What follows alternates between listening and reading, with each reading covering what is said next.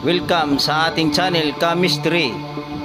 Ngayon ating tatalakayin ang tungkol sa paglikha ng Diyos sa mga halaman, isda, ibon at hayop. At kung mahilig ka sa mga ganito, pindutin mo na ang bell at i-click ang subscribe para lagi kang updated kung mayroon kaming mga bagong i-upload na video na tulad nito. Ngayon natin ang tatalakayin ang tungkol sa paglikha ng mga halaman, isda, ibon at hayop. Ayon sa Genesis chapter 1 verse 11. Pagkatapos sinabi ng Diyos, magkaroon sa lupa ng lahat ng uri ng tumutubong halamang nagkakabinhi at mga punong namumunga. At nangyari ito. Verse 12. Tumutubo nga sa lupa ang gayong mga halaman. Nasiyahan siya nang ito'y mamasdan. Verse 13. Lumipas ang gabi at sumapit ang umaga. Iyon ang ikatlong araw. Ayon sa mga eksperto, nang dumating ang mga simpleng halaman sa lupa, halos kalahating bilyong taon na ang nakalipas sa panahon ng Ordovician. Samantalang ang buhay ng tao ay nasa 6,000 to 7,000 years pa lang, kasabay ng paglikha ng halaman sa loob ng 6 na araw. Sumalinaw na bago pa maglikha ang Diyos ng mga halaman at puno, ay mayroon na naunang mga halaman at puno sa planetang Earth. Papasok tayo sa verse 14. Sinabi ng Diyos, magkaroon ng mga tanglaw sa langit upang mabukod ang araw at gabi. Ito ang magiging batayan sa mga bilang ng mga araw, taon at kapistahan. Mula sa langit, ang mga ito'y magbibigay ng liwanag sa daigdig, at ganun nga ang nangyari. Verse 16. Nilikha ng Diyos ang dalawang naglalakihang tanglaw, ang araw upang magbigay liwanag sa maghapon, at ang buwan upang tumanglaw kung gabi. Nilikha rin niya ang mga bituin. Verse 17. Inilagay niya sa langit ang mga tanglaw na ito upang magbigay ng liwanag sa daigdig. Verse 18. Tumanglaw kung araw at gabi, at magbukod sa liwanag at dilim. Nasiyahan ang Diyos nang ito'y kanyang mamasdan. Verse 19. Lumipas ang gabi at sumapit ang umaga. Iyon ang ika-4 na araw. Sa verse 14, tila inuulit lang ang kwento sa paglikha ng araw. At nakakapagtaka at kulang na kulang ang impormasyon na ibinigay ng may akda sa Biblia at sa mga araw na ginugol sa paglikha. Isiningit pa dito ang pagdadaraos ng kapistahan. Kitang-kita talaga na ang paglikha sa daigdig o sa planetang Earth at sa buong kalawakan ay isang kathang-isip lamang. Kung i-imagine ang mga nakasulat sa verse 15, 16, 17, 18, 19 at tutok mong aralin, kahit batang elementarya ay rurok itong unawain, sapagkat ang mga bagay na nilikha ng Diyos sa kalangitan ay ordinaryo lamang na makikita nating mga tao, at mismo ito na pagmasdan ng tao sa araw-araw ng kanyang buhay.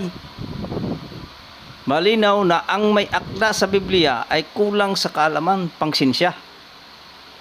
kitang-kita na ang may akda o ang nagsulat ng Biblia ay dinadanas na ang pagdadaraos ng kapistahan. Ang umiiral nito ay ang pagpapalawig sa isang uri ng relihiyon. Sa buhay ng tao sa earth ay mayroong 6,000 to 7,000 years. Pasok dito ang pinakamatandang relihiyon sa mundo, ang Hinduism, na tinatayang 5,000 years old ago. At sinundan ito ng Zoroastrianism religion na nasa ika-10 siglo BC at binubuo ng mga taon mula 1000 BC hanggang 901 BC. Ang panahong ito ay sumunod sa pagbagsak ng Late Bronze Age sa malapit na silangan. Nakita ng siglo na ang Early New Assyrian Empire ay itinatag sa pagtatapos ng ika-10 na siglo BC. Walang kaduda-duda na binuo o isinulat ang Biblia bilang pagtayo ng isang uri ng relihiyon. Ang edad ng Biblia ay nasa 1,000 years pa lang o higit pa. Pero mas nauna mabuo ang relihiyon kaysa Biblia. At bago pa nagsulputan ang iba't ibang uri ng relihiyon, buo na ang Biblia. Kaya mayroong naniniwala sa lumang tipan, mayroon namang hindi naniniwala. Dahil alam nila kung kanino o saan lang nagmula ang Biblia ayon sa lahi at kultura. Verse 20. Sinabi ng Diyos, magkakaroon sa tubig ng maraming bagay na may buhay, at magkaroon din ng maraming ibon sa himpapawid. 21. Nilikha ng Diyos ang mga dambuhala sa dagat at ang lahat ng bagay na nabubuhay sa tubig. Yun din ang lahat ng uri ng ibon. Nasiyahan ang Diyos nang ito'y mamasdan. Verse 22. Pinagpala niya ang mga ito at sinabi, magpakarami ang lahat ng bagay na nabubuhay sa tubig at punuin ang karagatan. Magpakarami din ang mga ibon at punuin ang daigdig. Verse 23. Lumipas ang gabi at sumipit ang umaga. Yun ang ika-5 araw. Tulad ng naisulat sa verse 11, at ganun din nga ang naisulat sa verse 20 at verse 21. Oo, bago pa maglikha ang Diyos ng mga bagay na may buhay sa tubig at sa karagatan, ay mayroon na rin itong mga iba't ibang uring nilalang na nabubuhay sa karagatan. Rekta na lang itong sinasabi sapagkat hindi tuklas ng may akda sa Biblia kung ano ang mayroon sa kailaliman ng karagatan. Kaya mas mabuting bigkasing magpakarami ang lahat ng bagay na may buhay sa tubig at karagatan. Ayon sa mga eksperto, tinatayang nasa 3.8 bilyong taon na ang karagatan. 3.8 bilyong taon na ang karagatan. Kung pag-iisipan naman talaga, ay sobra-sobrang bilyon-bilyong taon ang edad ng karagatan kumpara sa inilathala ng nakasulat sa Biblia tungkol sa paglikha sa daigdig o sa planetang Earth, nakasabay ng paglikha sa lahat ng may buhay sa planetang Earth. Tulad ng paglikha ng lupa, langit, araw, buwan, bituin, kalawakan, karagatan, halaman, isda, ibon, hayop, at ang tao, na sa loob lamang ng 6 na araw, nabuhay ang tao sa daigdig na mayroong 6,000 hanggang 7,000 years pa lang. Siguro hindi magkakalayo ang edad ng daigdig na sa inilathala ng Biblia tungkol sa paglikha ng mga ito. Nagpapakita lang na ang kwento ng Biblia ay isang fairy tale lamang. Sa ayaw at sa gusto natin, ito ang katotohanan. Sapagkat nangyari na noon pa ang mga bagay na natuklasan ng mga matatalinong mga sensya, kung ano ang hugis ng mundong ginagalawan nating mga tao. Ang mga patotoong paniwala ng mga relihiyon ay minsan ay nagkamali, at ang sinsya ang siyang tumutuklas sa katotohanan sa lahat ng ating ginagalawang daigdig. Ang mga uri ng reliyon ay sa buong daigdig ay lahat ay bumabase lamang sa nakasulat sa Biblia. Gumagamit sila sa mga verse na hindi naman magkarugtong ang kwento dahil magkakaiba ang aklat. Walang kapasilidad na makapagbigay ng wastong impormasyon tungkol sa mga nagdaang mga panahon. Inaasa na lang sa miracle ng Diyos. At mismo dito sa ating bansang Pilipinas, may nahukay ang mga archaeologist sa burol ng Rizal, Kalinga, ang mga buto ng pygmy, mamut at Estigudon, at pinaniniwalaang nabuhay ang mga ito ng 800,000 hanggang 1,000,000 taon ang nakalipas. Sa Pilipinas lang yan.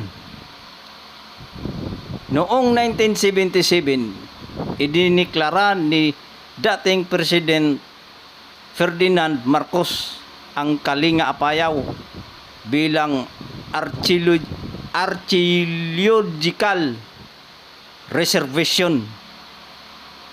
At ito pa, sa pagitan ng 400 hanggang 500 milyong taon na ang nakaraan, ang vertebrate na buhay sa mundo ay pinangungunahan ng mga sinaunang panahon ng isda. Ang mga naninirahan sa karagatan tulad ng pakiya at may lokomindya sa mga edad ng mga buto ng mga nilalang na ito. Wala pa sa isang guhit ng timbangan ang edad ng naitala sa Biblia sa paglikha ng Diyos sa daigdig. Isa pang nakakagulat na pangunahing pagbabago ng lumitaw sa panahon ng Cambrian, ang unang mga sinaunang panahong pating ay umunlad mula sa kanilang mga ninuno na isda. Mga 420 milyong taon na ang nakalipas. At ito pa, kadalasang nakakamali na tinutukoy bilang mga dinosaur ang mga Petrosaur ay talagang isang natatanging pamilya ng mga reptilya na may pakpak na balat na umunlad mula sa isang populasyon ng mga Archosaur.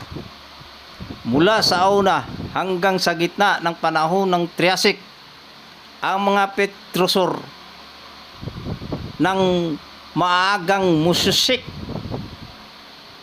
era ay medyo maliit, ngunit ang ilang tunay na napakalaking genera ay nangingibabaw sa huli ng kalangitan ng Cretaceous tulad ng mga reptilya sa karagatan. Pinaniniwalaan na nabuhay ng 65 milyon taon na ang nakalipas, taliwas sa paniwala ng mga tao. Sa susunod na video, tatalakay natin ang paglikha ng Diyos sa tao. Hanggang dito na lang ka-mystery. Sana ay may natutunan ka sa talakayan na ito. Paalam!